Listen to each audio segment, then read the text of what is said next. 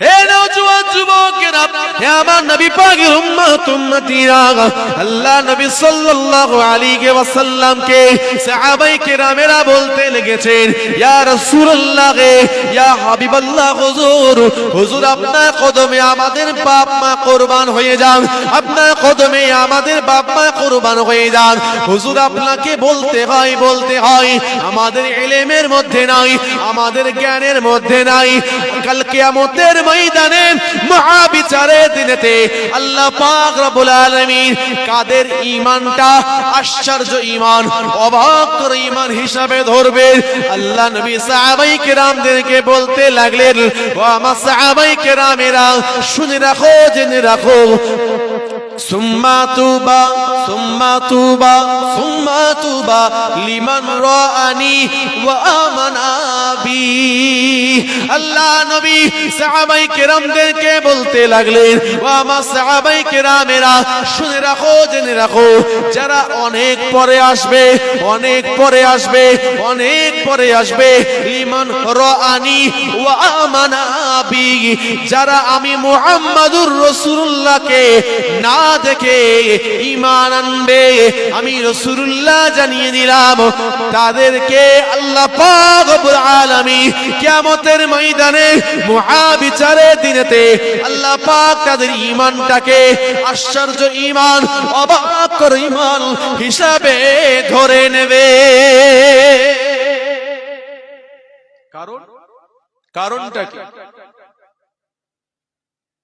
রাসূলুল্লাহ বললেন, তারা শুধুমাত্র কানে শুনবে আমি রাসূলুল্লাহ, আমার চরিত্র এমন, আমার আদর্শ এমন, আমার আখলাক এমন, আমার ওঠা বসা মুআমালা এমন,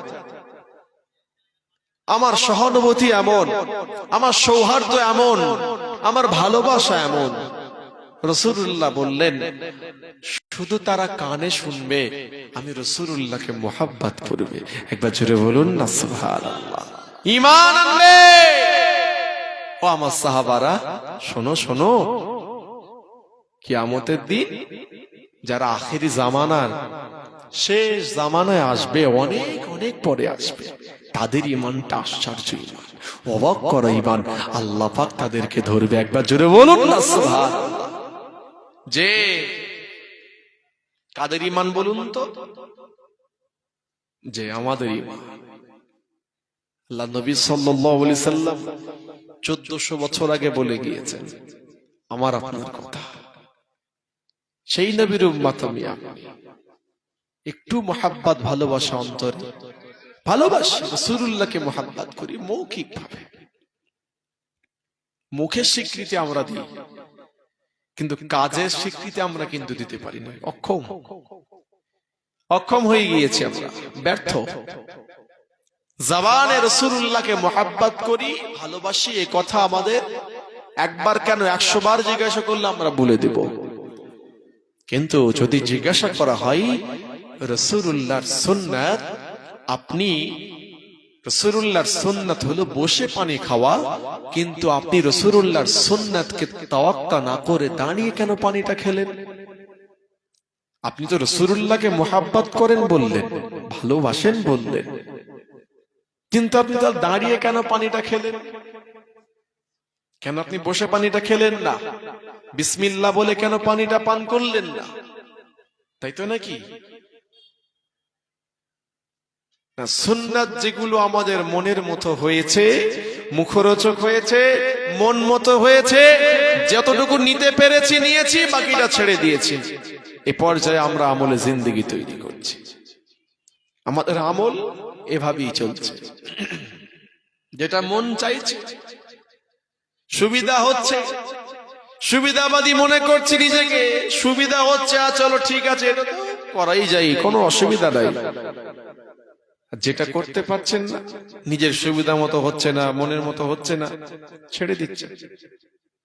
কিন্তু রাসূলুল্লাহকে সুন্নাতের, রাসূলুল্লাহকে মুহাব্বত করি, ভালোবাসি, এটার প্রমাণ শুধু জবান দিয়ে স্বীকৃতি দিলে হবে না। রাসূলুল্লাহকে মুহাব্বত করি, এটার প্রমাণ আপনাকে আমলে জিন্দেগির মাধ্যমে দিতে হবে, কাজের মাধ্যমে প্রকাশ করতে হবে। কেমন তিনি আমাদের মুহাব্বত করতেন, ভালোবাসতেন, কতটা প্যার করতেন আমাদের। আমরা তারই উম্মাত, যে লিকুল্লি নবিয়িন দাওয়াতুম মুস্তাজাবা।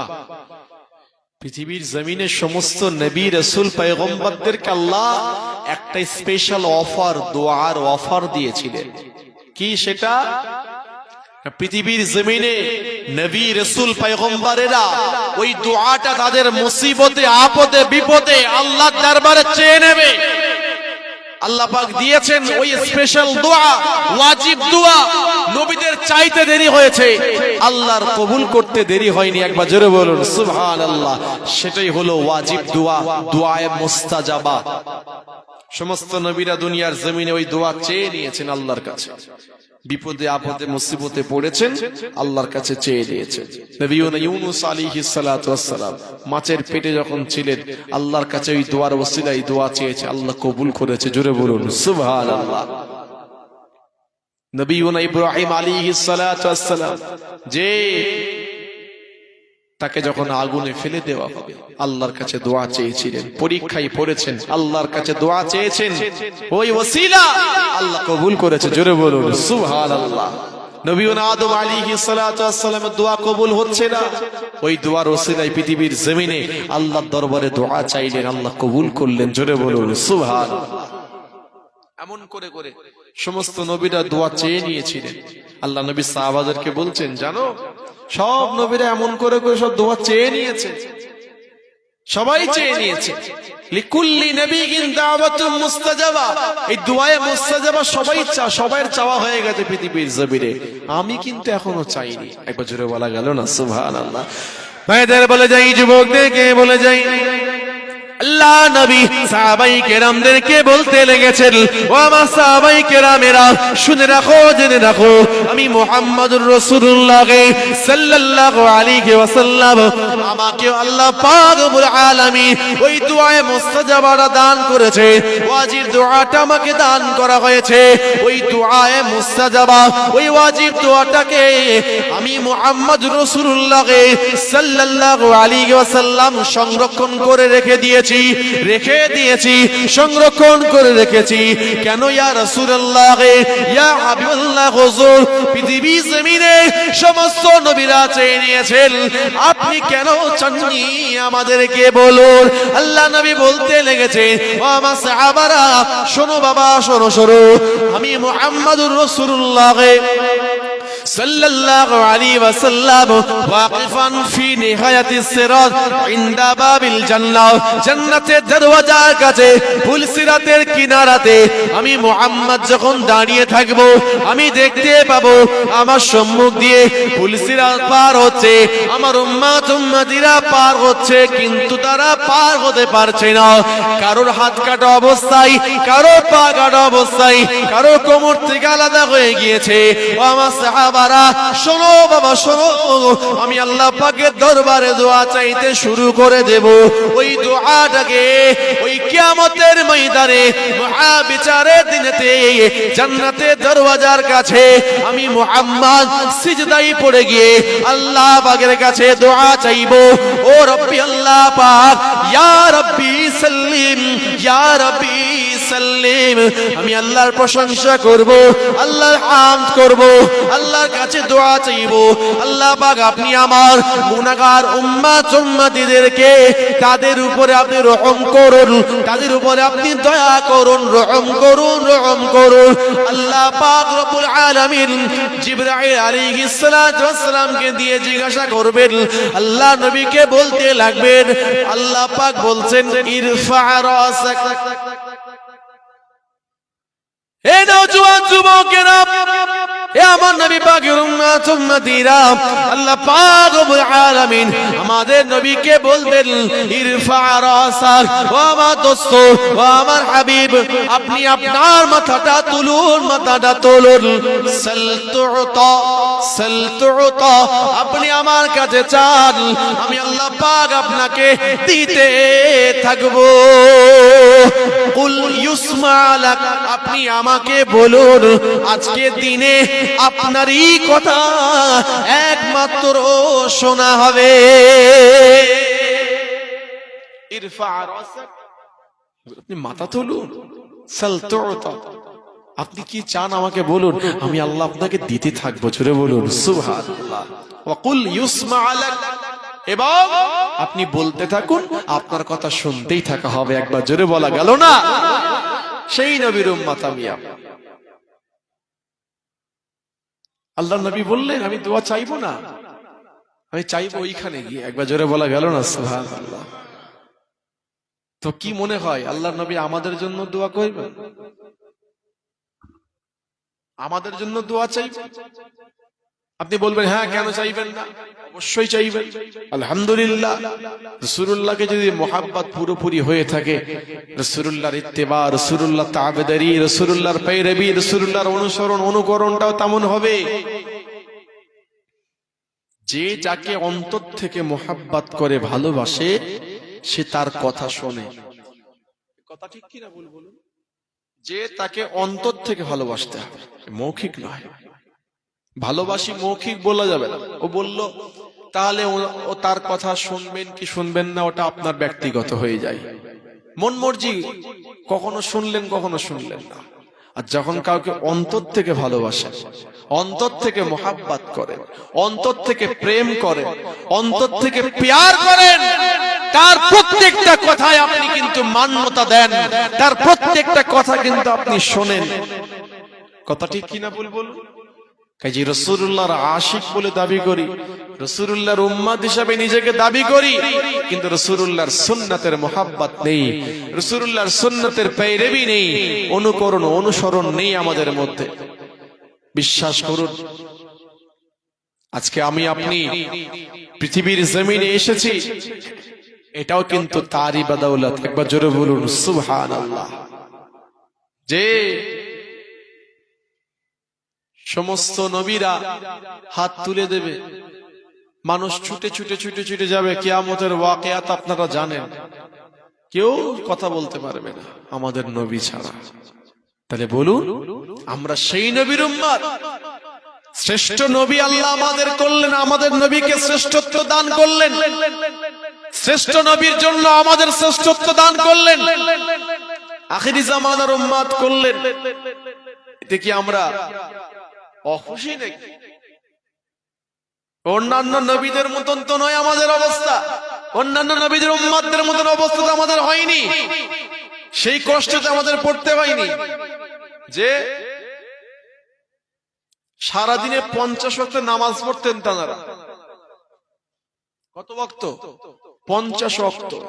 শরীরের কোন একটা অঙ্গে যদি হারাম লেগে যেত, কেটে বাদ দিতে হতো।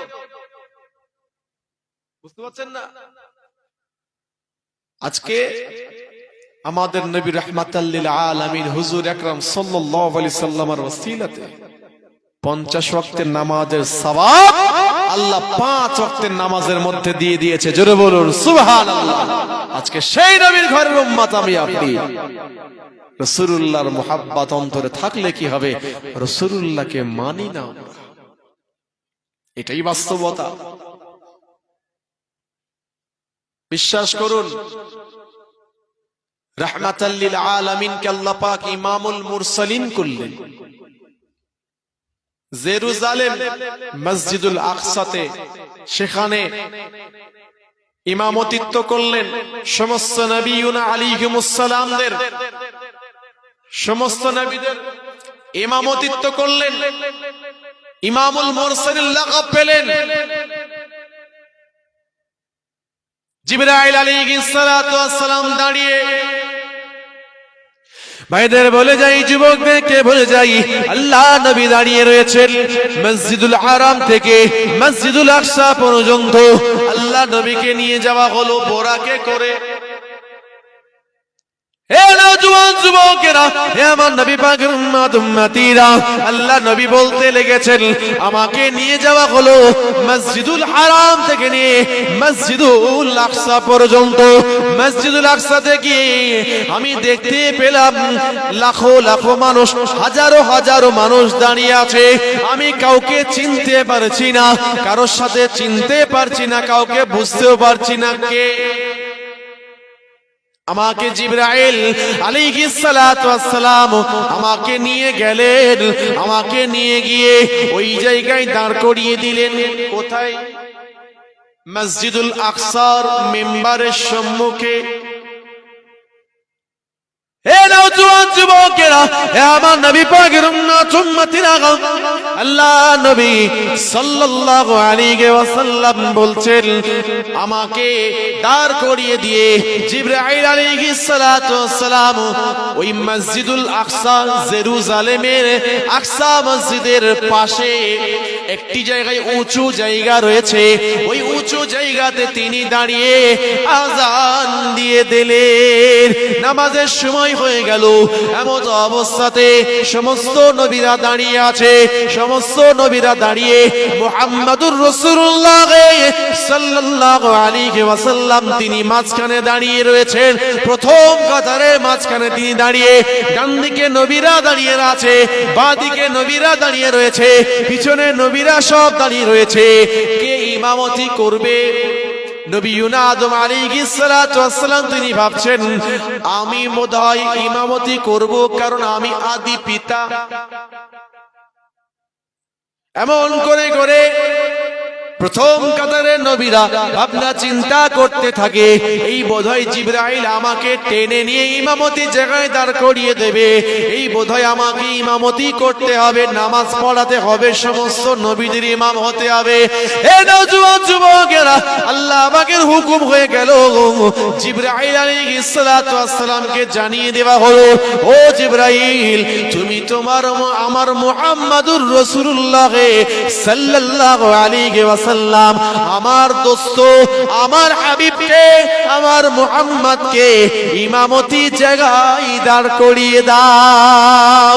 আল্লাহ নবী বলতে লাগলেন, আমি ইমামতি জায়গায় দাঁড়িয়ে গেলাম, ইমামতিত্ব শেষ করে, নামাজ শেষ করে আল্লাহ পাক আমাকে সমস্ত নবীদের ইমাম করে দিলেন, সমস্ত নবীদের সরদার করেছেন, সমস্ত নবীদের নেতা বানিয়ে দিলেন। আল্লাহ পাক আমাকে সবার শেষে ইমামুল হুদা, ইমামুল মুরসালিন, ইমামুল আম্বিয়া করে পাঠিয়েছেন। জোরে বলুন সুবহানাল্লাহ। সেই রহমতের নবী, তার মনে কত দয়া ছিল, কত মায়া ছিল। সেই রাসূলের ঘরের উম্মত নিজেকে দাবি করি, কিন্তু সেই রাসূলুল্লাহর সুন্নাতের মুহাব্বত, ভালোবাসা আমাদের মধ্যে নাই। আমাদের মধ্যে দয়া মায়া বলে কিচ্ছু নাই। বিশ্বাস করুন, নেই আমাদের মধ্যে দয়া মায়া।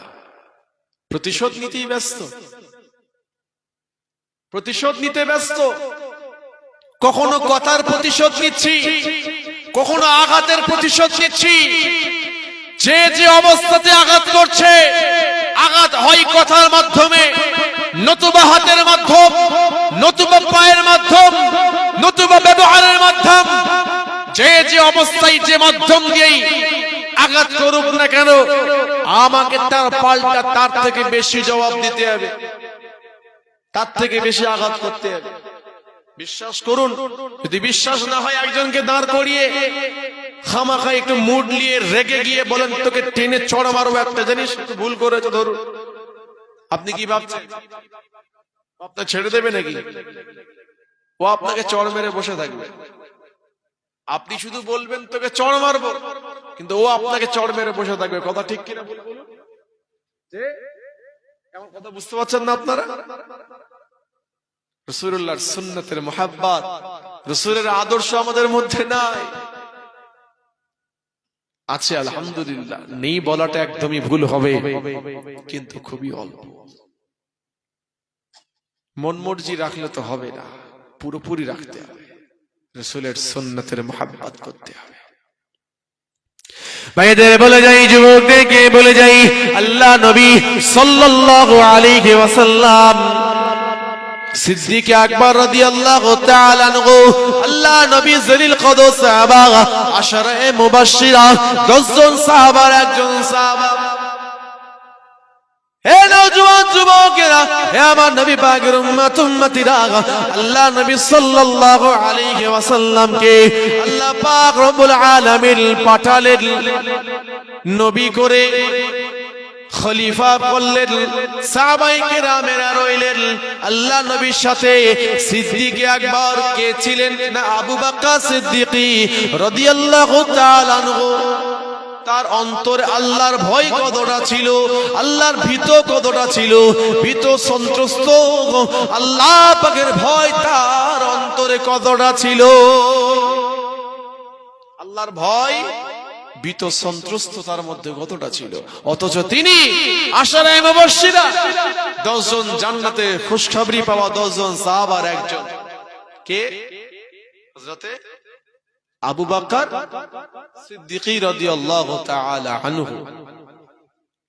হযরত আবু বকর সিদ্দিক রাদিয়াল্লাহু তাআলা আনহু নামাজ পড়াচ্ছেন, ইমামতি করছেন। হুজুরের সাথী সঙ্গীরা সাহাবায়ে কেরামেরা সব পিছনে দাঁড়িয়ে নামাজ চলছে। নামাজ পড়াতে পড়াতে একটি জায়গাতে তিনি তেলাওয়াত করলেন আল্লাহর কোরআন। সূরাতুল ফাতিহা শেষ করে ওই আয়াতাংশ পড়লেন, ইন্নাল্লাহা আশতারা মিনাল মুমিনিন আনফুসাহুম ওয়া আমওয়ালাহুম বিআন্না লাহুমুল জান্নাহ ইলা আখিরিল আয়া। আল্লাহ পাক বলছেন, অবশ্যই অবশ্যই আমি ঈমানদার মুমিন মুত্তাকিদের কাছ থেকে কিনেছি। শুনছেন? কেনা মানে ক্রয় করা। আল্লাহ পাক আমাদের থেকে কিনেছেন। কাদের থেকে? না মুমিনদের থেকে আল্লাহ কিনেছেন। কাকে মুমিন বলবেন, কাকে ঈমানদার বলবেন? آمنت بالله وملائكته وكتبه ورسوله واليوم الآخر والقدر خيره وشره من الله تعالى والبعث بعد الموت। হে নওজোয়ান যুবকেরা, হে আমার নবী পাকের উম্মত উম্মতিরা, আল্লাহ পাকের উপর ঈমান আনতে হবে। আমানতু বিল্লাহি, সর্বপ্রথমে আল্লাহর উপর ঈমান আনতে হবে। লা ইলাহা ইল্লাল্লাহ, আল্লাহ ছাড়া কোনো মাবুদ নাই, আল্লাহ ছাড়া কোনো ইলাহ নাই, আল্লাহ ছাড়া কোনো প্রভু নাই, আল্লাহ ছাড়া কোনো সৃষ্টিকর্তা নাই, আল্লাহ ছাড়া কোনো মালিক নাই, আল্লাহ ছাড়া কোনো রাজিক নাই, আল্লাহ ছাড়া কোনো গফুর গফফার নাই। হে নওজোয়ান যুবকেরা, হে আমার নবী পাকের উম্মত উম্মতিরা, আমানতু বিল্লাহি ওয়া মালাইকাতিহি, আল্লাহ পাকের উপর ঈমান আনতে হবে। তারপরে আল্লাহ সমস্ত মালাইকাদের উপর ঈমান আনতে হবে। ওয়া মালাইকাতিহি ওয়া কুতুবিহি, আল্লাহ সমস্ত আসমানি কিতাবের উপর ঈমান আনতে হবে। ওয়া রাসূলিহি, আল্লাহ পাকের সমস্ত নবী, আল্লাহ পাকের সমস্ত রাসূলদের উপর ঈমান আনতে হবে। ওয়াল কদরি খায়রিহি ওয়া শাররিহি মিনাল্লাহি তাআলা ওয়াল বাসি বাদাল মাউত। আর তাকদীরে যা কিছু ঘটে, ভালো মন্দ তাকদীরে যা কিছু ঘটে, সবটাই আল্লাহ পাকের পক্ষ থেকে ঘটে। ঈমানদার কবরের উপর ঈমান, আল্লাহর জান্নাত জাহান্নামের উপরে ঈমান, কিয়ামতের উপরে ঈমান, মিজানে দাঁড়িপাল্লার উপরে ঈমান, পুলসিরাতের উপরে ঈমান। যে বান্দা সব কিছু বিশ্বাস করবে, ঈমান আনবে সবকিছুর, আন্না লাহুমুল জান্নাহ, এটা মুমিন, এটা একজন প্রকৃত মুসলমানের তার ঈমান তার এই পর্যায়ে হওয়া দরকার। তার সবটাই আল্লাহর জন্য, মানে আল্লাহকে দিয়ে দিয়েছেন, মানে আল্লাহ কিনে নিয়েছেন। আল্লাহ বিনিময়ে কি দিলেন? বিআন্না লাহুমুল জান্নাহ, আল্লাহ পাক বিনিময়ে আমাদের জান্নাত দিয়েছেন। একবার জোরে বলুন সুবহানাল্লাহ। এই আয়াত তেলাওয়াত হলো, সিদ্দিক আকবর রাদিয়াল্লাহু আনহু অঝোর নয়নে কাঁদছেন, কেঁদে কেঁদে জারে জার হয়ে। কোন সিদ্দিক আকবর? যে নাম শুনেছি, চোখে তো দেখি না, দেখেছি রাসূলুল্লাহর প্রথম সাহাবা, তার ঈমান কেমন ছিল? আল্লাহ নবী সাল্লাল্লাহু আলাইহি সাল্লাম হেরেম শরীফের চত্বরে বসে আছে, সাহাবারা রয়েছে। কিছু সংখ্যক সাহাবারা হুজুরের সামনে হুজুরকে গোল হয়ে ঘিরে রেখেছে, হুজুরের তালিম নিচ্ছে। ফজরের নামাজের পর হুজুর বসেছেন, আবু জেহেল ছুটে ছুটে ছুটে ছুটে এসে বলছে, ও আব্দুল্লাহর পুত্র মুহাম্মদ, ও ভাতিজা মুহাম্মদ, বলো তো দেখি আজকে তোমার আবার নতুন কোন খবর আছে? তোমার তো প্রতিদিন একটা করে নতুন করে খবর দাও, আজকে কোন নতুন কোন খবর আছে? বললো, হ্যাঁ চাচা আছে। না কি খবর? খবর দেওয়া হচ্ছে। হুজুর বলছেন, এই গত রাত্রিতে আমি সশরীরে সজ্ঞানে মসজিদুল হারাম থেকে মসজিদুল আকসায় গিয়েছিলাম, নামাজ পড়িয়ে সেখান থেকে আমাকে জিবরাইল আলাইহিস সালাতু ওয়াস সালাম বোরাকে করে আমাকে সিদরাতুল মুনতাহা পার করে আল্লাহর আরশ, আল্লাহর কাছে আল্লাহর দিদার করিয়েছে। একবার জোরে বলুন সুবহানাল্লাহ। আমি মুহাম্মদ সাল্লাল্লাহু আলাইহি সাল্লাম আল্লাহর সাথে দেখা করে আল্লাহর দিদার নিয়ে পৃথিবীর জমিনে ফিরে এসে ফজরের নামাজ আদায় করে আমি এখন মসজিদুল হারামে বসে। একবার জোরে বলুন সুবহানাল্লাহ। আবু জেহেলের কথাটা খুব মনোভূত হয়ে গেল।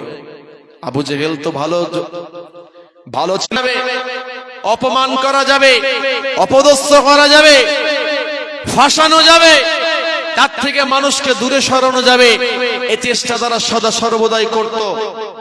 এই অবস্থায় আবু জেহেল মাথা ঘুরিয়ে নিল, মাথা কাটিয়ে নিল।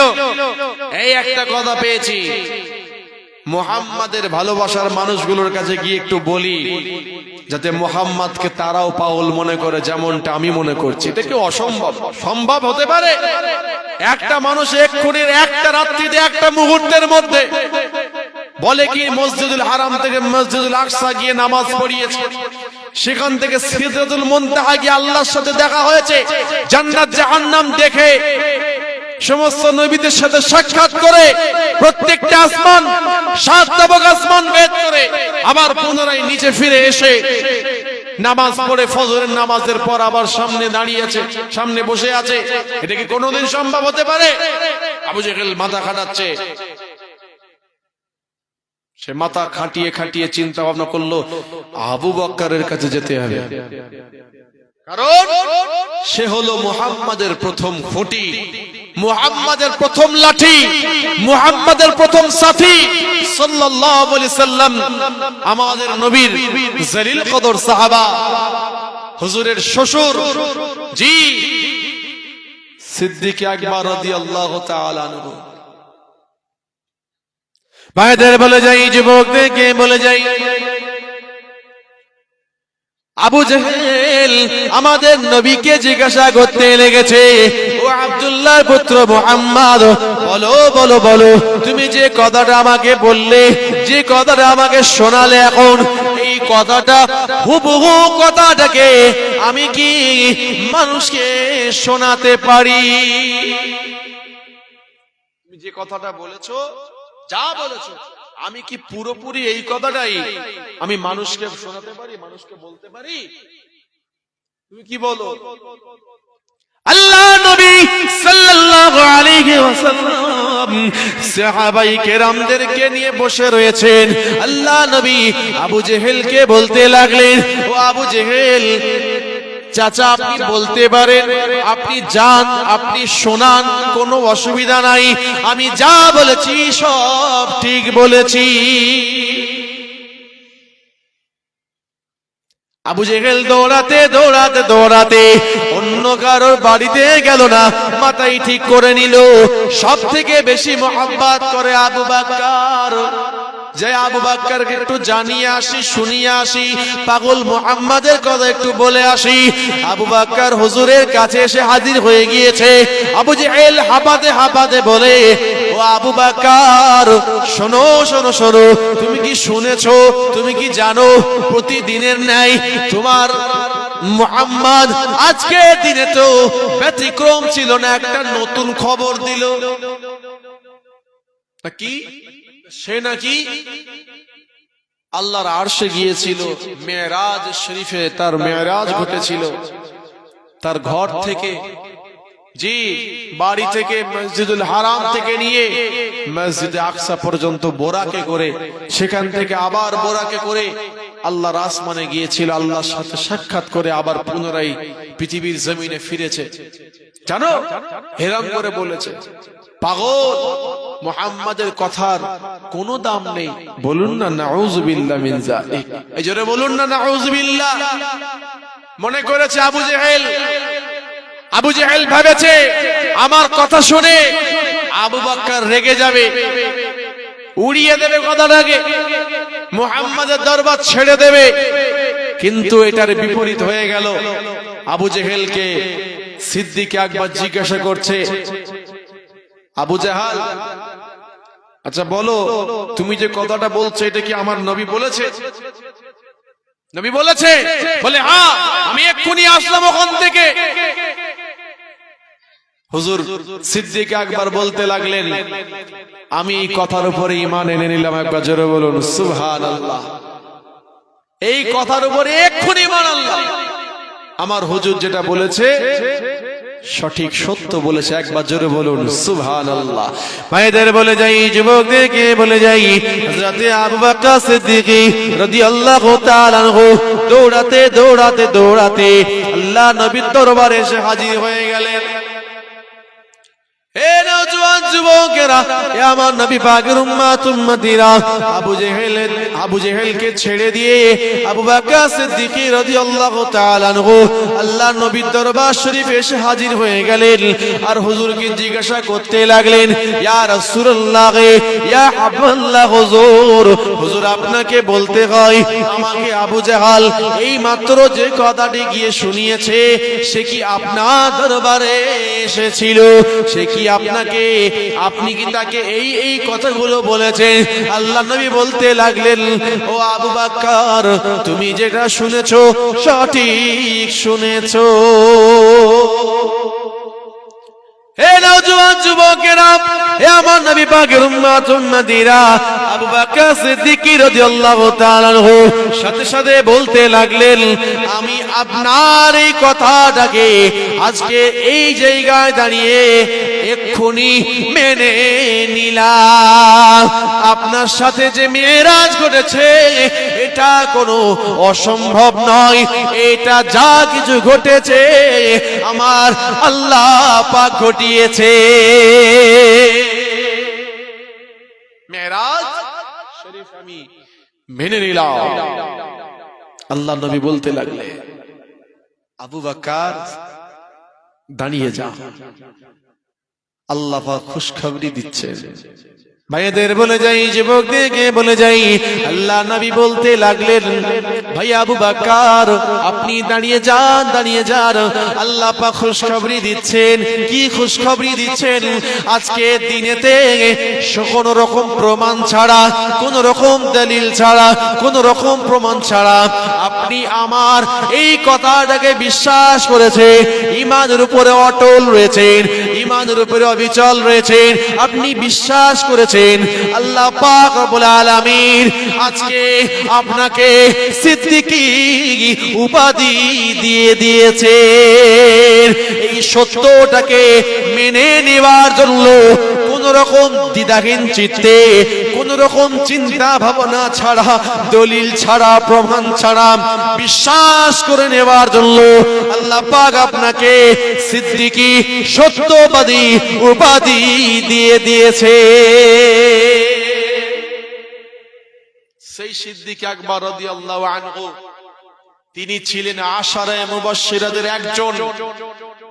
জান্নাতের খুশখবরি প্রাপ্ত হওয়া, পৃথিবীর জমিনে জান্নাতের সার্টিফিকেট পেয়েছিলেন 10 জন সাহাবা। তার মধ্যে একজন, এক নম্বরে হযরত আবু বকর সিদ্দিক রাদিয়াল্লাহু তাআলা। হুজুর নামাজ পড়াচ্ছেন আর ওই আয়াতে কারিমা তেলাওয়াত করলেন। কোন আয়াত মনে আছে? কোন আয়াতটা বলুন তো? ইন্নাল্লাহা আশতারা মিনাল মুমিনিন আনফুসাহুম ওয়া আমওয়ালাহুম বিআন্না লাহুমুল জান্নাহ। একবার জোরে বলা গেল না সুবহানাল্লাহ। আল্লাহ মুমিনদের থেকে তাদের জান মাল ইবাদত বন্দেগী সব নিয়ে নিয়েছে, সব কিনে নিয়েছে। আল্লাহ বিনিময়ে আমাদের জান্নাত দিয়েছে। আর একবার জোরে বলুন সুবহানাল্লাহ। এই আয়াত তেলাওয়াত হচ্ছে, হুজুর কেঁদে কেঁদে কেঁদে জারে জার হয়ে যাচ্ছে। নামাজ শেষ হলো, সাথী সঙ্গীরা হুজুরকে ঘিরে ধরলে, হুজুরকে ঘিরে ধরলে। ভাই আবু বাক্কার, আপনাকে বলতে হয়, আপনাকে আমাকে বলতে হবে কি আপনি কাঁদছিলেন কেন, আপনার কাঁদার কারণটা কি আমাদের বলতে হয়। ভাইদের বলে যাই, যুবকদেরকে বলে যাই, হযরত আবু বকর সিদ্দিক রাদিয়াল্লাহু তাআলা আনহুকে সাথী সঙ্গীরা জিজ্ঞাসা করাতে হযরত আবু বকর সিদ্দিক রাদিয়াল্লাহু তাআলা আনহু বলতে লেগেছে, ও আমার সাথী সঙ্গীরা, শোনো বাবা, শোনো শোনো, আমার কাঁদার কারণটা এক জায়গায়। হে নওজোয়ান যুবকেরা, আল্লাহ পাক রব্বুল আলামিন আয়াতে কারিমার মধ্যে ঘোষণাখানা দিয়ে জানিয়ে দিয়েছেন, জান্নাতের খুশখবরি দিয়েছেন, জান্নাত পেয়েছি, বিনিময়ে আল্লাহ জান্নাত দিয়েছেন। এতে কাঁদার কোনো কারণ ছিল না, এতে তো খুশি হওয়ার কথা, কিন্তু আমি কেঁদেছি কেন একটু তোমরা শুনে রাখো, একটু তোমরা জেনে রাখো। গত 6 দিন আগেতে আমার বাড়ির সম্মুখে একটি দোকান আছে। আমার একটি দোকান ছিল। কিসের দোকান? কাপড়ের দোকান, রেশমি কাপড়ের দোকান। ওই কাপড়ের দোকানটা আমি খুলে রয়েছি, দোকানদারি করছি। এমন অবস্থাতে একজনা ভদ্র মহিলা আমার কাছে ফিরে আসে। আমার কাছে এসে কতগুলো কাপড় পছন্দ করলো, কতগুলো কাপড় পছন্দ করলো, কতগুলো কাপড় পছন্দ করে নিয়ে আমার দোকান থেকে বিদায় নিল। কতগুলো কাপড় পছন্দ করে ক্রয় করলো, কিনে নিয়ে দিরহাম দিয়ে আমার দোকান ছেড়ে চলে যায়। কিন্তু ভাই, তার ঠিক 3 দিন পরেতে আমার ওই দোকানে আবার সে ফিরে আসে। ফিরে এসে বলে, ভাই আবু বকর, আপনি আপনার সমস্ত কাপড়গুলো ফিরিয়ে নেন, ফিরিয়ে নেন, ফিরিয়ে নেন। বিনিময়ে আমার দিরহামটাকে, আমার টাকাটাকে আমাকে ফিরিয়ে দেন।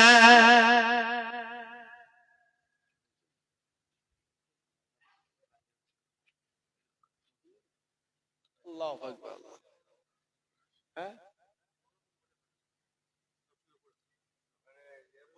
আমার মা বোনেদেরকে বলবো, আমার আম্মাজানদের বলবো, আমার বোনদের বলবো, আপনারা একটু জায়গা দেন।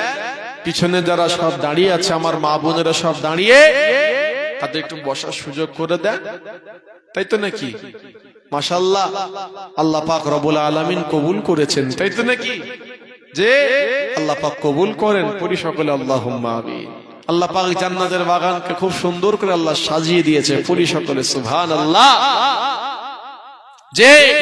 যে কথা বলছিলাম, সাথী সঙ্গীরা বলছে, হুজুর আবু বকর সিদ্দিক রাদিয়াল্লাহু তাআলা আনহু, হুজুর আপনার এই ঘটে যাওয়া ঘটনার সাথে আল্লাহর আয়াতের কি মিল? আল্লাহর আয়াত, জান্নাত আল্লাহ দিয়েছে, আল্লাহ জানমাল নিয়েছে, নামাজ রোজা সব আল্লাহর জন্য করে দিয়েছে আমরা, আল্লাহ বিনিময়ে জান্নাত দিয়েছে, খুশির কথা। কিন্তু এর সাথে আয়াতের এই আপনার ঘটে যাওয়া ঘটনার সাথে কি মিল? ঘটে যাওয়া ঘটনাটা কি ছিল? গত 6 দিন আগে কাপড়ের দোকানে একজন মহিলা এসেছিলেন, কাপড় কিনলেন। সেই কাপড় পুনরায় আবার 3 দিন পরে ফিরিয়ে দিয়ে বলছে, ভাই আবু বকর, আপনার কাপড় আপনি ফিরিয়ে নেন, আমার পছন্দ হয়নি, আমার টাকা আপনি আমায় ফিরিয়ে দেন। আপনার কাপড় আপনি নিয়ে নেন, আমার টাকা আমায় ফিরিয়ে দেন। সাথী সঙ্গীরা বলছে, হুজুর আপনার সাথে ঘটে যাওয়া ঘটনার সাথে আল্লাহর আয়াতের কি মিল? ভাইদের বলে যাই, যুবকদেরকে বলে যাই, হযরত আবু বকর সিদ্দিক রাদিয়াল্লাহু তাআলা আনহু বলতে লেগেছেন, ও আমার সাথী সঙ্গীরা, শোনো বাবা শোনো, একটু খেয়াল করে বুঝে নাও, একটু খেয়াল করে শুনে নাও। যখন ওই মহিলাটা আমাকে ফিরিয়ে দিয়ে গেল, আমার কাছ থেকে তার টাকাটা ফিরিয়ে নিয়ে গেল, হে নওজোয়ান যুবকেরা, হে আমার নবী পাকের উম্মত উম্মতিরা, আমি ভয় পেয়ে গিয়েছি। আমি নামাজ যখন পড়াচ্ছিলাম, আল্লাহ আমাদেরকে জান্নাত দিয়েছেন কিভাবে? আল্লাহকে আমরা সব দিয়ে দিয়েছি, আল্লাহর জন্য সব আমরা উজাড় করে দিয়েছি। আল্লাহ পাক বিনিময়ে আমাদেরকে জান্নাতটা দিয়েছে। হে নওজোয়ান যুবকেরা, সিদ্দিক একবার বলতে লেগেছেন, সেই দিন কিয়ামতের ময়দানে মহাবিচারের দিনেতে আল্লাহ পাক যখন সবার বিচার করবেন, আল্লাহ পাক যখন সবার বিচার করবেন, যখন আমার পালা আসবে, যখন আমার পালা আসবে, আমি আবু বকরকে আল্লাহ পাক দাঁড় করিয়ে বলতে লাগবে, ও আবু বকর, দাঁড়িয়ে পড়ো, দাঁড়িয়ে পড়ো। তোমার নামাজ আমার পছন্দ হয়নি, তোমার রোজা হজ যাকাত কুরবানি, তোমার তাসবিহ তাহলিল দান খায়রাত, তোমার ইবাদত বান্দেগী আমি আল্লাহর পছন্দনীয় হয়নি, আমার মনোপুতনীয় হয়নি। হে আবু বকর, তুমি তোমার জান মাল ইবাদত সবকিছুই তুমি ফিরিয়ে নাও, ফিরিয়ে নাও, ফিরিয়ে নাও। বিনিময়ে যে জান্নাতটা আমি আল্লাহ তোমাকে দিয়েছিলাম, আমার জান্নাতটাকে আমি আল্লাহকে ফিরিয়ে দাও। ও আমার সাথী সঙ্গীরা, একটু খেয়াল করে বোঝো, আমি নামাজ পড়ানো অবস্থাতে আমি ভয় পেয়ে গিয়েছি, ভীত সন্ত্রস্ত হয়ে গিয়েছে, আমার অন্তরে আল্লাহর ভয় তৈরি হয়ে গিয়েছিল। না জানি কিয়ামতের ময়দান মহাবিচারের দিনেতে আমার আল্লাহ পাক যদি আমি আবু বকরকে বলেন, ও আবু বকর, যাও তুমি তোমার নামাজ রোজা সব ফিরিয়ে নাও, আমার জান্নাত আমাকে দিয়ে দাও, চলে যাও, তুমি জাহান্নামে চলে যাও। ও আমার সাথী সঙ্গীরা, আমি এই ভয়েতে নামাজ পড়াতে পড়াতে আমি কেঁদে কেঁদে কেঁদে জারে জার হয়ে যায়। হুজুর বললে, আমি নামাজ পড়তে পড়তে পড়তে পড়তে কাঁদার কারণটা আমার এটা। খোদার ভয় কতটা বুঝতে পারছেন? আজকে আমাদের মধ্যে আল্লাহর ভয় নেই, নেই নেই নেই, আল্লাহর ভয় অন্তরে নেই, আমাদের কিঞ্চিত পরিমাণও নেই। খোদার ভয় যদি থাকতো, হারাম কাজটা কি আমার দ্বারাই হতো? যে আমি তো হারামে ডুবে আছি, শরীয়ত বিরোধী কাজ করছি, আমি আমার দ্বারা হচ্ছে শরীয়ত বিরোধী কাজ, হারাম পথে আছি, হারাম রিলেশনে আছি, হারাম সম্পর্কে আছি, হারাম পথে কামাই করছি। জি, বিশ্বাস করুন, বাপ মাকে মারধর করছি, জমিরাল কাটতে কাটতে শুরু করে দিচ্ছি, ওজনে মাল কম বেশি করছি, ধোঁকা দিচ্ছি, চিটিংবাজি করছি, ফেরেববাজি করছি, মিথ্যা কথা বলছি, জিনা করছি, ব্যভিচারী করছি, ঘুষ খাচ্ছি, সুদ খাচ্ছি, মদ খাচ্ছি, নেশা করছি। খোদার ভয় তো আমার অন্তরে নেই, অন্তর মরে গেছে। অন্তর সিয়া হয়ে গেছে, কালো হয়ে গেছে। এই অন্তর আল্লাহ মরে দিয়েছে, আল্লাহ শেষ করে দিয়েছে। অন্তরে কোনো নূর নেই, যে নূর দিয়ে আল্লাহর দিনকে আপনি খুঁজে পাবেন, আল্লাহর দিনের রাস্তায় আপনি চলবেন, আল্লাহর দিনের রাস্তা ওই নূর দিয়ে আপনি খুঁজে পাবেন। হালাল হারামের পার্থক্য বুঝতে পারবেন নূর দিয়ে, সত্য মিথ্যার পার্থক্য বুঝতে পারবেন নূর দিয়ে। সেই নূরটাই তো বন্ধ হয়ে গেছে, নূর নিভে গেছে, বুঝে গেছে, সিয়া হয়ে গেছে, কালো হয়ে গেছে অন্তর। সেই অন্তরে আল্লাহর ভয় কোথা থেকে আসবে? জোরে বলুন, আসবে? আসবে না। এই খোদার ভয় আনতে গেলে এই কলব, এই অন্তরকে পরিশুদ্ধ করতে হবে। একমাত্র অন্তর পরিশুদ্ধ হয় আল্লাহর স্মরণ, আল্লাহর জিকিরের মাধ্যম দিয়ে। শুনছেন? এই কলব পরিশুদ্ধ করতে হবে। আল্লাহ নবী জানিয়ে দিলেন, ইন্না ফিল জাসাদি মুদগা ইযা সালুহাত সালুহাল জাসাদু কুল্লুহু ওয়া ইযা ফাসাদাত ফাসাদাতিল জাসাদু কুল্লুহু আলা ওয়াহিয়াল কলব। হে নওজোয়ান যুবকেরা, হে আমার নবী পাকের উম্মত উম্মতিরা, আল্লাহ নবী পাক জবানে জানিয়ে দিলেন, ইন্না ফিল জাসাদি মুদগা। আল্লাহ পাক রব্বুল আলামিন তার প্রত্যেকটা বান্দা বান্দীদের, তাদের প্রত্যেকের শরীরে একটা অঙ্গ রেখেছেন, গোশতের টুকরো। কোথায় সেটা? বাম স্তনের যে কয় ইঞ্চি, ক আঙ্গুল নিচে, জোরে বলুন, 2 আঙ্গুল নিচে। কি অবস্থিত এখানে? এখানে কি রাখা আছে? কল, অন্তর, কল, হার্ট, হৃদয় এখানে আছে। হে নওজোয়ান যুবকেরা, হে আমার নবী পাকের উম্মত উম্মতিরা, আল্লাহ নবী পাক জবানে জানিয়ে দিলেন, ইন্না ফিল জাসাদি মুদগা ইযা সালুহাত সালুহাল জাসাদু কুল্লুহু ওয়া ইযা ফাসাদাত ফাসাদাতিল জাসাদু কুল্লুহু আলা ওয়াহিয়াল কলব। এই অন্তর যদি পরিশুদ্ধ থাকে, অন্তর যদি পরিশুদ্ধ থাকে, ইন্না ফিল জাসাদি মুদগা, এই গোশতের টুকরোটা, এই গোশতের টুকরোটা, আল্লাহ নবী গোশতের টুকরো বললেন, এই গোশতের টুকরো যদি পরিশুদ্ধ থাকে, পরিষ্কার থাকে, চকচক করে, পরিষ্কার থাকে, পরিশুদ্ধ থাকে, ইজা সালুহাত সালুহাল জাসাদু কুল্লুহু, আল্লাহ পাক রব্বুল আলামিন ওই বান্দাটার তার গোটা শরীরটা পবিত্র রাখবেন, মাথা থেকে পা পর্যন্ত তার প্রত্যেকটা অঙ্গ প্রত্যঙ্গ পবিত্র, তার প্রত্যেকটা অঙ্গ প্রত্যঙ্গ পাক সাফ। সে নামাজ পড়বে, সিজদা করবে, ইবাদত বندگی করবে, সাথে সাথে সাথে আল্লাহ পাক রব্বুল আলামিন কবুল করে নেবে।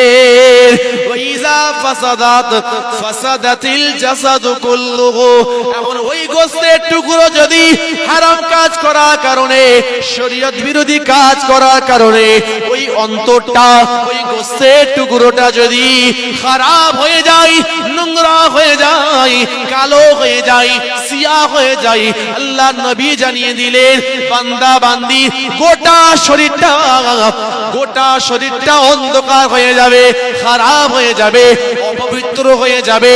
ওই অপবিত্র অবস্থাতে বান্দা নামাজ পড়বে, ইবাদত করবে, বندگی করবে, আল্লাহ পাকের দরবারে কবুল হবে না, হবে না, হবে না। আলা ওয়াহিয়াল কলব, যেটা বলা হয় অন্তর, হার্ট, হৃদয়। আমরা তো অন্তরকে মেরে ফেলেছি। নফস আমাদের অন্তরকে মেরে দিয়েছে। আপনি নফসের কথা শুনেছেন, আপনি রূহের কথা শোনেন, আপনার অন্তরের কথা শোনেননি, আপনি অন্তরের খোরাক যোগাননি। একজন আল্লাহর ওলি, নাম তার হলো মালিকুদ দিনার রাহমাতুল্লাহ আলাইহ। শুনছেন কি নাম বললাম? মালিকুদ দিনার, মালিকুদ দিনার রাহমাতুল্লাহ আলাইহ। বাড়ি কোথায়? না, ইরাকের বাগদাদ। ইরাকের বাগদাদের জমিনে আরাম করছেন মালিকুদ দিনার রাহমাতুল্লাহ আলাইহ। তিনি একজন মদখোর ছিলেন। একদিন তিনি ইসলামিক কনফারেন্স, ইসলামের ওয়াজের মাহফিল, ইসলামিক মাহফিলে, দ্বীনের মাহফিলে ওয়াজ করতে উঠেছেন। সামনে থেকে 4-5 জন মানুষ দাঁড়িয়ে পড়েছে। ভাই দিনার ভাই, ও মালিকুদ দিনার ভাই, আপনি দাঁড়িয়ে যান, আগে আপনি বলুন, আপনি তো মদখোর ছিলেন, কিন্তু আপনার এই পরিবর্তন কিভাবে? আমাদের বলতে হবে।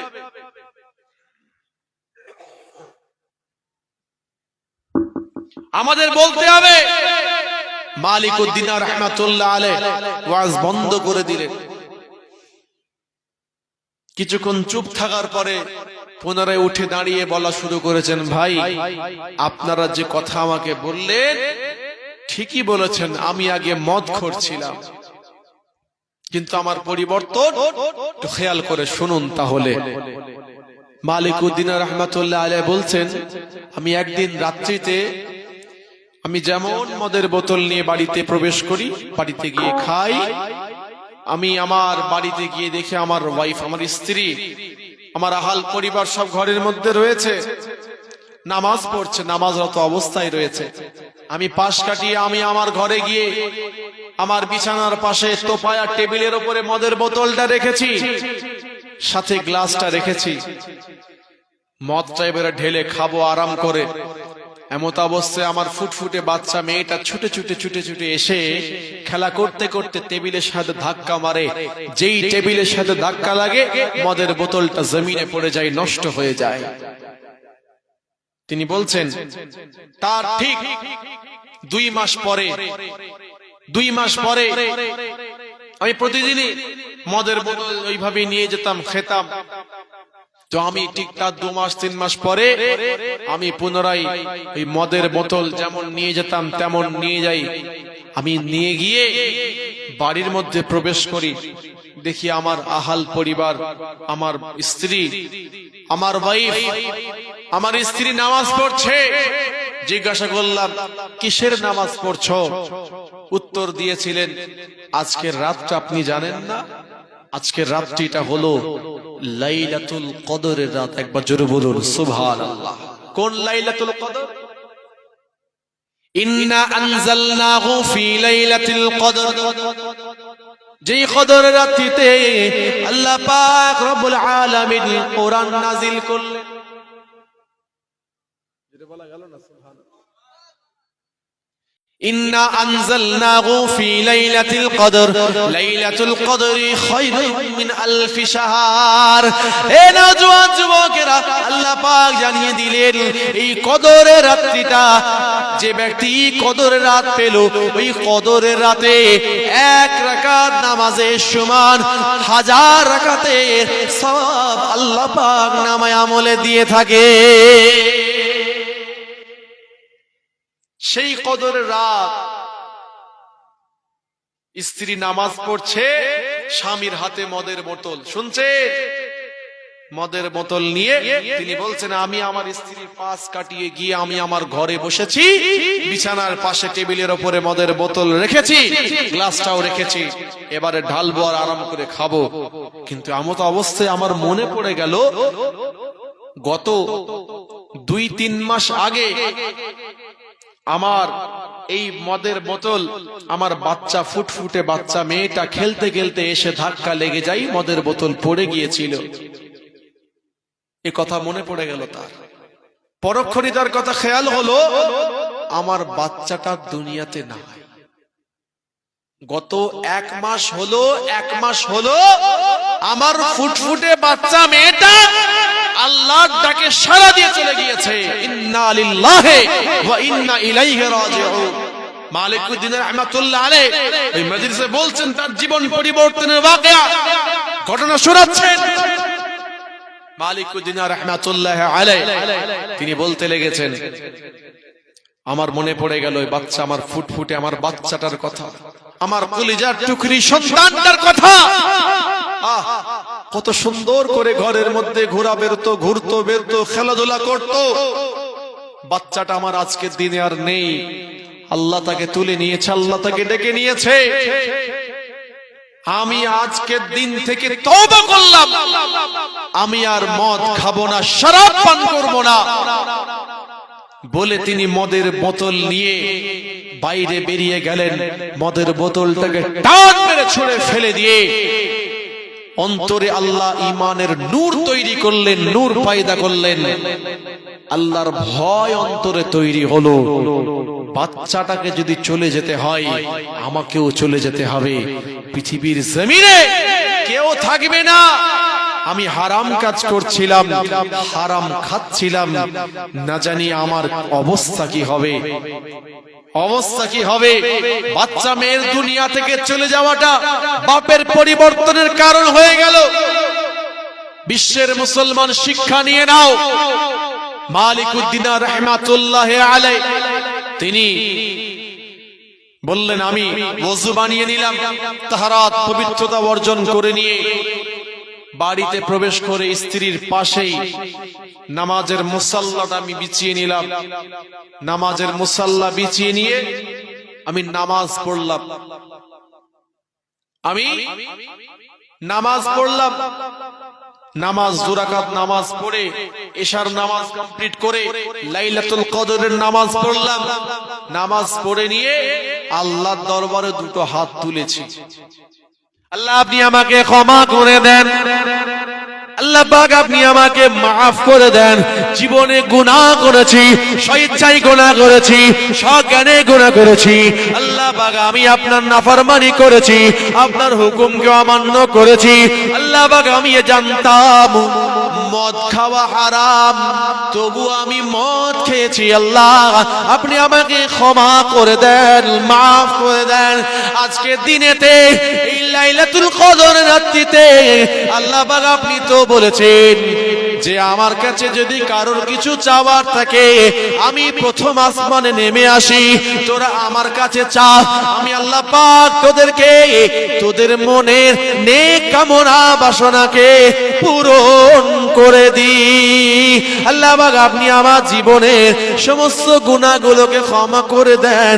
আল্লাহ আমি ভুল করেছি, তাওবাতুন নাসুহা করে নিয়ে তিনি বলছেন আমি দোয়া কমপ্লিট করে নামাজ শেষ করে আমি আল্লাহর হুকুমে খাওয়া দাওয়া করে নিয়ে আমি বিছানায় চলে যাই, ঘুমিয়ে পড়ি। আমি ঘুমিয়ে যাই, এখন ঘুমন্ত অবস্থায় আমি স্বপ্ন দেখি আমি একটা ফাঁকা ময়দান দিয়ে আমি ছুটে চলেছি, ছুটছি, দৌড়াচ্ছি। কেন দৌড়াচ্ছি, কেন ছুটছি না, আমার পিছনে একটা বিষাক্ত বিষধর বিশালাকৃতির সাপ আমাকে ধেয়ে আসছে, গিলে নেবে বলে, তার ভয়েতে আমি ছুটছি। ভাইদের বলে যাই, যুবকদেরকে বলে যাই, মালিকুদ্দিন রাহমাতুল্লাহ আলাইহি বলতে লেগেছেন আমি ভয়েতে ভীত সন্ত্রস্ত হয়ে গিয়ে সাপের ভয়েতে, বিষাক্ত বিষধর সাপের ভয়েতে আমি ছুটে চলি, কোন রাস্তা আমি পাচ্ছি না। কিন্তু আমতো অবস্থাতে আমি লক্ষ্য করি আমার সামনে একটা বড় পাহাড় রয়েছে, পাহাড়। ওই পাহাড়ের পাহাড়ে ওঠার আগেতে একজন জরাজীর্ণ অবস্থাতে দুর্বল জয়ী ব্যক্তির সাথে দেখা, একদম জরাজীর্ণ দুর্বল অবস্থায় দাঁড়িয়ে আছে। মালিকুদ্দিন রাহমাতুল্লাহ আলাইহি বলছেন আমি তার কাছে যাই, তাকে জিজ্ঞাসা করি তাড়াতাড়ি করে, ভাই বলুন আমি সাপের থেকে রেহাই পাবো কি? এ তো আমায় গিলে নেবে, ছুটে আসছে, ধেয়ে আসছে, তাড়াতাড়ি করে বলুন আমি কি করে এর থেকে রেহাই পাবো, আপনি বলুন। স্বপ্ন দেখছে, কাদেরকে বলছেন? সামনের মজলিসে সবাইকে বলছেন তার জীবনের পরিবর্তন হওয়ার ঘটনা। তিনি বলছেন পিছন থেকে সাপটা আমাকে ধেয়ে আসছে, খেয়ে নেবে বলে আমি ওই মুরব্বীকে, ওই বয়স্ক জরাজীর্ণ শীর্ণ অবস্থায় রয়েছে, দুর্বল দেখে মনে হচ্ছে দুর্বল হয়ে গেছে, কাপো কাপো কথা, কাপো কাপো গলায়, প্রকম্পিত গলাতে, ভয়েসে, আওয়াজে তিনি বলছেন তো আপনি এই যে পাহাড় দেখছেন, পাহাড়ের উপরে চলে যান, গিয়ে ডান দিকে যাবেন, ওখানে গেলে আপনি সাপ থেকে রেহাই পেয়ে যাবেন। জোরে বলুন সুবহানাল্লাহ। মালিকুদ্দিন রাহমাতুল্লাহ আলাইহি তিনি বলতে লেগেছেন আমি ওই বৃদ্ধ মানুষটা, ওই জয়ীব মানুষটা, জরাজীর্ণ শীর্ণ অবস্থাতে দাঁড়িয়ে থাকা ওই মুরব্বী মানুষটার কথাটা শুনে নিয়ে আমি তার কথা মতন পাহাড়ের চূড়ায় উঠে গিয়েছি। পাহাড়ের চূড়ায় উঠে যাওয়ার পরে দুটো রাস্তা দেখি, একটা ডান দিকে একটা বাঁ দিকে, কিন্তু তিনি আমাকে বলেছেন ডান দিকে যেতে, কিন্তু আমি ডান দিকে যাওয়ার আগেতে আমি একবার বাঁ দিকটা ঘুরে তাকিয়ে দেখেছি। বাঁ দিকটা যেই না ঘুরে তাকিয়ে দেখেছি আমি ভয় খেয়ে গিয়েছি, আমি ভীত সন্ত্রস্ত হয়ে গিয়েছি, আমি ভয় পেয়ে গিয়েছি। না কিসের ভয়? বাঁ দিকে যেই না তাকিয়েছি অনেক বড় একটা গর্ত রয়েছে, ওই গর্তের ভিতর থেকে আগুনের উল্কা উঠছে, আগুনের মতন লাল হয়ে গিয়েছে, ওই এলাকাটা লাল হয়ে রয়েছে। আর গর্জনের আওয়াজ পাচ্ছি, আমি ভয় পেয়ে গিয়েছি। বাঁ দিক থেকে তাড়াতাড়ি করে আমি ডান দিকে ছুটে চলে যাই আগিয়ে। যেই না ছুটতে থাকি সাপ পিছনে আমাকে ছুটে আসে, খাবে বলে, গিলে নেবে বলে আমি ডান দিকে আগিয়ে যাই। যত আগাই আগাই ততই দেখি বাগান আর বাগান, ফুলের বাগান আর বাগান। একটু জোরে বলুন সুবহানাল্লাহ। এ নওজোয়ান যুবকেরা, এ আমার নবী পাকের উম্মত উম্মতিরা, মালিকুদ্দিন আর ইমাতুল্লাহ আলাইহিকে বলতে লেগেছে, আমি ডান দিকে আগিয়ে গিয়েছি, কিছুটা দূর যাওয়ার পরেতে আমি দেখতে পেয়েছি একটা বাউন্ডারি দেওয়া একটা জায়গা ঘেরা রয়েছে।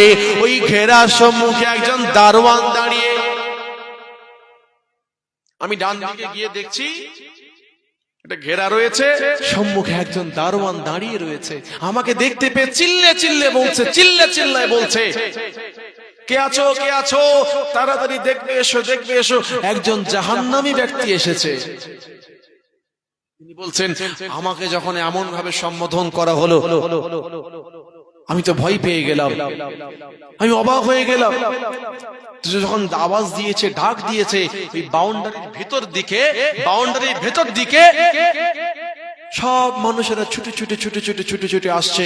সর্ব বয়সের মানুষ আসছে, বৃদ্ধ আসছে, বয়স্ক আসছে, জওয়ান আসছে, তরুণ আসছে, বাচ্চারাও আসছে, আমাকে দেখতে আসছে। আমি লক্ষ্য করি ওই বাউন্ডারির মধ্যে আমি কিছুটা আগিয়ে যাই, গিয়ে দেখি, লক্ষ্য করি আমার সেই ফুটফুটে বাচ্চা মেয়েটা তাদের মধ্যে আছে। একবার জোরে বলুন সুবহানাল্লাহ। আর একটু জোরে বলা গেল না? মালিকুদ্দিন রাহমাতুল্লাহ আলাইহি তিনি বলছেন, আমি দেখতে পাই আমার বাচ্চা মেয়েটাকে তাদের মধ্যে। আমি তাকে দেখতে পেয়ে আমার কলিজাটা বড় হয়ে যায়। আমি ছুটে ছুটে গিয়ে দারোয়ানকে বলি, আমার মেয়ের সাথে একটু আমার সাক্ষাৎ করান, দেখা করা। আওয়াজ দেওয়া হলো, ফুটফুটে বাচ্চা মেয়েটা আগিয়ে এসেছেন। আব্বাজান বলতে লেগেছেন, ও আমার কন্যা, ও আমার মেয়ে, ও আমার কলিজার টুকরি সন্তান, আমার পিছনে বিষাক্ত বিষধর সাপ দিয়ে আসছে, কি হবে, আমি বাঁচবো কি করে?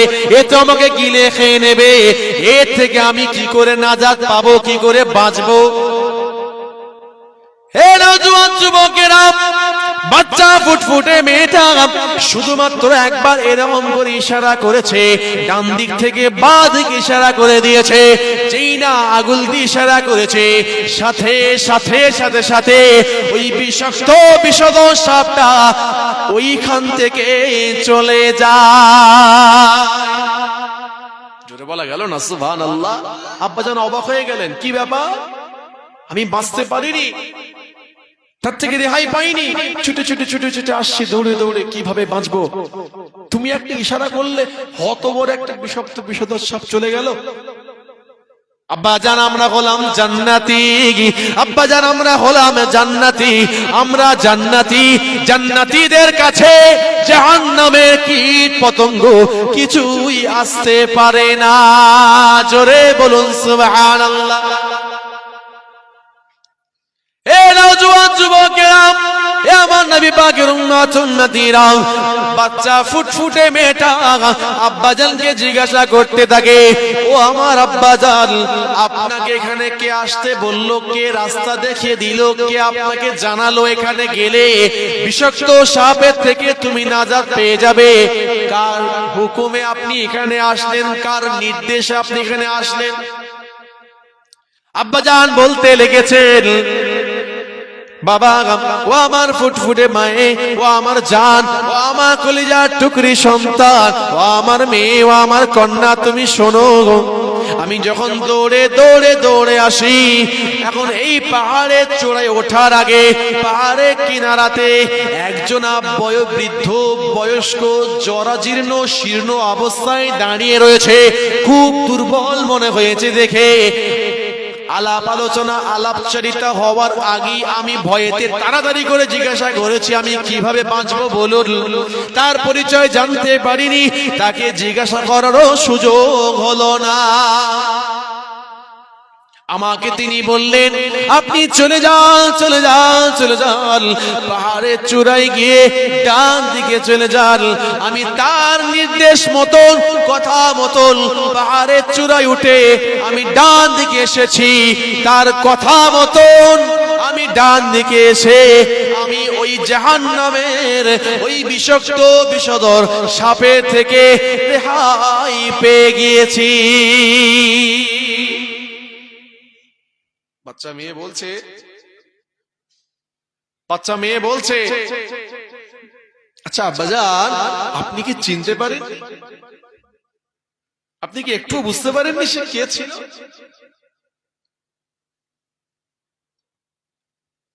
আর আপনার পিছনে যে ছুটে ছুটে আসছিল আপনাকে গিলে খেয়ে নেবে বলে বিষাক্ত বিষধর বিশালাকৃতি সাপটা, আপনি কি সেটাকেও চিনতে পারেননি? আব্বাজান বলছেন, না আমি তো বুঝতে পারিনি বাবা, আমার মা আমি তো বুঝতে পারিনি। ওই বয়স্ক জরাজীর্ণ শীর্ণ অবস্থায় দাঁড়িয়ে থাকা যে ব্যক্তি দাঁড়িয়েছিলেন তাকে তো চিনতে পারিনি আমি, আর ওই বিষাক্ত বিষধর সাপটা তো আমি বুঝতে পারিনি, তার ভয়ে তো আমি ছুটে ছুটে আসছি। ভাইদের বলে যাই, যুবকদেরকে বলে যাই, বাচ্চা মেয়েটা বলতে লেগেছে, আব্বাজান আপনি কি জানেন আপনার পিছনে ওই বিষাক্ত বিশাল আকৃতি বিষধর সাপটা আপনাকে যে গিলে খাবে বলে ছুটে আসছিল, ওটা কি ছিল আপনি কি জানেন? হে নওজোয়ান যুবকেরা, হে আমার নবী পাকের উম্মতীরা, মালিকুদ দিনার ইমাতুল্লাহ আলাইহি তার মাকে বলছে, ও আমার মা তুমি আমাকে বলো তো, বলো পিছনে কি ছিল ওটা?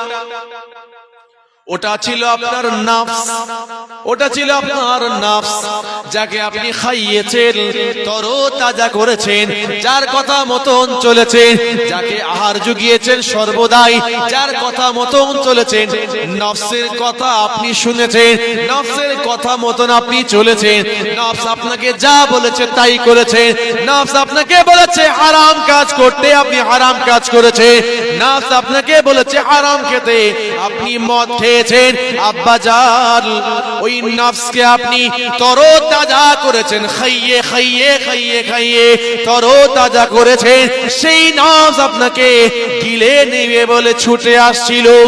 আর যে বৃদ্ধ মানুষটার সাথে আপনার সাক্ষাৎ হয়েছে, যে আপনাকে নাজাতের রাস্তা দেখিয়েছে, নাজাতের রাস্তা বলেছে, বাঁচার রাস্তা বলেছে, রেহাই পাওয়ার রাস্তা বলেছে, আপনি কি তাকে চেনেন? ওই বৃদ্ধ মানুষটা হলো আপনার রূহ, আপনার কলব। একবার জোরে বলুন সুবহানাল্লাহ। যার কথা আপনি শোনেননি, যার আহার আপনি করেননি, যার খোরাক আপনি জোগাননি, দুর্বল হয়ে গিয়েছে, জরাজীর্ণ অবস্থায় হয়ে গিয়েছে, মরণাপন্ন অবস্থায় হয়ে গিয়েছে, কলব আপনার রূহ আপনাকে নাজাত পাওয়াবে, জান্নাতে নিয়ে যাবে।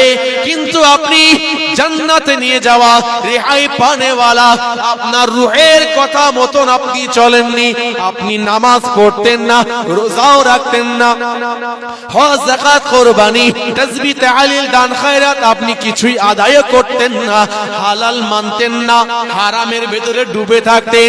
আব্বাজান আপনি ওই বৃদ্ধ মানুষ, অর্থাৎ আপনার রূহ, ওই বৃদ্ধ মানুষ আপনার রূহ, আপনি রূহের গোলামতি করেননি, রূহের আপনি খোরাক জোগাননি, ওই জন্য আপনার রূহ মরণাপন্ন অবস্থায় দাঁড়িয়ে। আর যাকে আপনি খাইয়েছেন, যার কথা মতন চলেছেন, সে হলো আপনার নফস। যার কথা মতন চলেছেন, নফস যা বলেছে আপনি তাই করেছেন, তাকে খাইয়ে দাইয়ে মোটা তরতাজা করেছেন, কিন্তু সে আপনাকে গিলে নেবে বলে ছুটে আসছিল। এই ওয়াকিয়াটা শুনে কি বুঝলে? এই আলোচনা শুনে কি বুঝলে?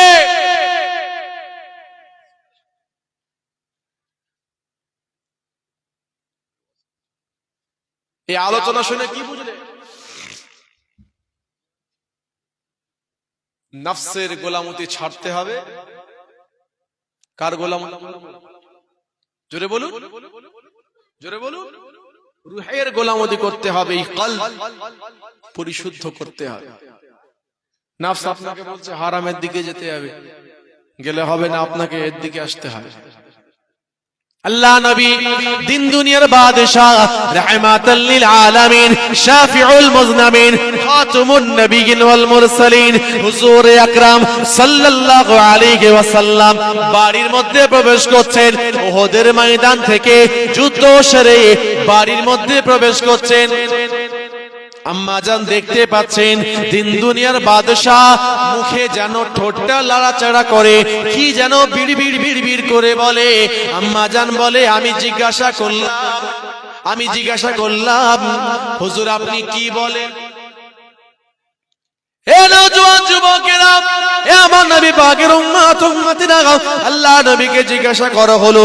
আম্মা জান জিজ্ঞাসা করলেন, আয়েশা সিদ্দিকা রাদিয়াল্লাহু তাআলা আনহা, আমাদের আম্মা জান জিজ্ঞাসা করলেন, হুজুর আপনি কি পড়েন? খুব যেন ভীত সন্ত্রস্ত অবস্থায় লাগছে আপনাকে, খুব ভয় খাচ্ছেন আপনি মনে হচ্ছে, কিন্তু আপনাকে বলতে হয় আপনি কি বিড়ি বিড়ি করে পড়ে বাড়িতে ঢুকছেন? আল্লাহ নবী বলতে লেগেছেন, আমি যুদ্ধ সেরে এসেছি ঠিকই, কিন্তু আমার এখন যুদ্ধ চলছে, আমি যুদ্ধ করছি। দাঁড়াও, কোনো কথা বলো না, আমি যুদ্ধ করছি। হে নওজোয়ান যুবকেরা, হে আমার নবী পাকের উম্মত উম্মতিরা, আল্লাহ নবীকে জিজ্ঞাসা করা হলো, আপনি তো ওহদ প্রান্তর সেরে, ওহদের প্রান্ত থেকে আপনি বাড়িতে আসেন, আল্লাহ পাকের দ্বীনকে জিন্দা করে, আল্লাহর কোরআনকে জিন্দা করে, আল্লাহর ইসলামকে জিন্দা করে, পতাকা উত্তোলন করে, আপনি বিজয় লাভ করে আপনি বাড়িতে প্রবেশ করেন। এখন আবার কিসের যুদ্ধ আপনার? আল্লাহ নবী বলতে লেগেছে, ও আয়েশা শোনো শোনো শোনো শোনো, ওটা ছিল আমার কাছে সব থেকে ছোট যুদ্ধ, সব থেকে ছোট যুদ্ধ। আমার কাছে সব থেকে বড় যুদ্ধ হলো আমার নফসের সাথে যুদ্ধ। আমি যখন সেইখান থেকে বিদায় নিয়ে বাড়িতে আসি, ওহদের প্রান্ত ছেড়ে বাড়িতে আসি, আমার নফস আমাকে দাগা দিচ্ছে, ও আব্দুল্লাহর পুত্র মুহাম্মদ, ও মুহাম্মদ, তোমার মতন বড় যোদ্ধার পৃথিবীতে কেউ নেই, কর্তৃত্ব নেই। আমার আল্লাহ পাক রব্বুল আলামিন, তিনি ওহদ প্রান্তরে আল্লাহ পাক ক্ষমতা দিয়েছিলেন, আল্লাহর আসমানি সাহায্য পাঠিয়েছিলেন বলে আল্লাহ পাক ওহদ প্রান্তরে আমাকে বিজয় দান করেছে। এটাই হলো বড় যুদ্ধ। নিজের নফসের সাথে যুদ্ধ করুন। নফস আপনাকে বলবে, হারামের দিকে নিয়ে যাবে, ক্ষণিকের আরাম আপনার জন্য, ক্ষণিক। বিশ্বাস করুন, নিজেকে পরিবর্তন করুন।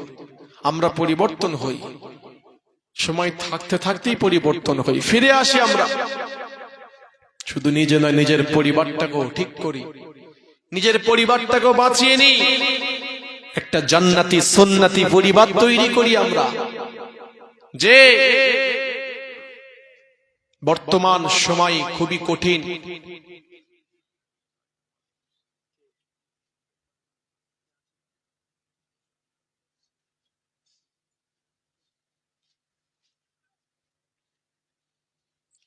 দুরূদ শরীফ আল্লাহুম্মা সাল্লি আলা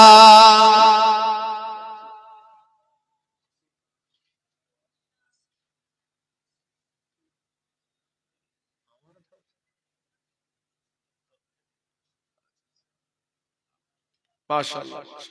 সকলে তাকবীর দেন, নারে তাকবীর, নারে তাকবীর। সিলসিলায়ে হক ফুরফুরা শরীফ, সিলসিলায়ে হক মুজাদ্দিদুজ জামান, আহলুস সুন্নাত ওয়াল জামাত, নারে তাকবীর। মাশাআল্লাহ মাশাআল্লাহ।